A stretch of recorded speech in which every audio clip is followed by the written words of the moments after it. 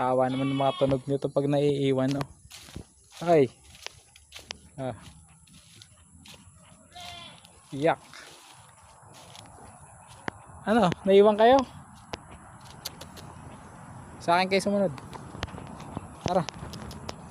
Sa akin kayo sumunod. Hindi nyo makita mga kasama nyo. Ayun, oh. Punta doon, dali. Ayun, oh. O, takbo. Tatay nyo yan.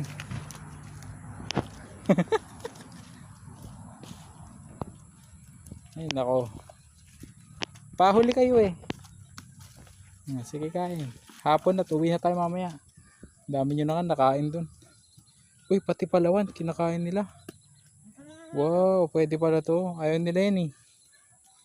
Ngayon gusto na. Bilisan nyo at uuwi na tayo mamaya. Habal ako magtatanim ako ng papaya. 5. Bagong bili yun. 5. Bilisan nyo kasi hindi na kayo gagala dito sa mga susunod na araw. Dahil ito ay gagawin natin na vegetable garden. So doon na kayo sa kabila. Sa kanluran na kayo. Malayo sa karsada. Malayo sa ingay ng mga sasakyan. At malayo sa gulay. Kapag meron kayong mga bagin sa inyong mga farm, wag nyo basta sprayan ng mga yung herbicide, di ba? Yung mga Roundup, ganon.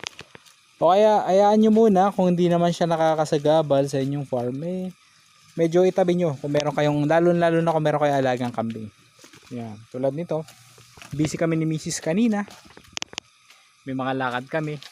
Kaya bukod sa pagpapakain ko ng feeds, nakakapangarit ako ng mga bagin o yung mga bagin sa taas. Ayan, yung mga vines na umakyat sa ating mga kakawati at siyang napapakinabangan ng aming mga kambing, di ba?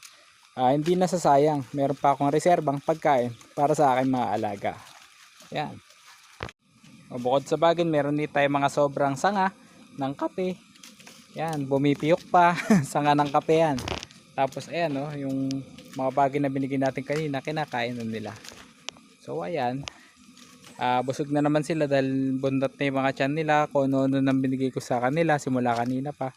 Ganun lang, kapag hindi ako nakapangumpay, at least meron ako mga reserbang ganito, pandagdag pagkain sa ating mga kambing.